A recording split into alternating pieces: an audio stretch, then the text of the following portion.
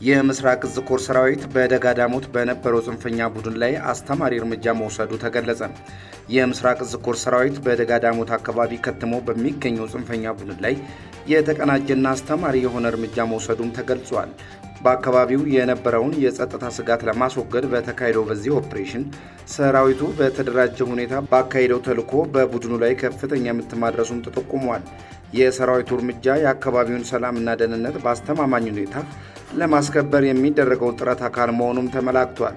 የአካባቢው ነዋሪዎች ሰራዊቱ ለወሰደው ፈጣንና ውጤታማ እርምጃ ያላቸውን አድናቆት የገለጹ ሲሆን በአካባቢው ሙሉ በሙሉ ሰላምና መረጋጋት እስኪሰፍን ድረስ የጸጥታ አካላት ክትትልና እርምጃ ተጠናክሮ እንደሚቀጥልም ተጠቁሟል።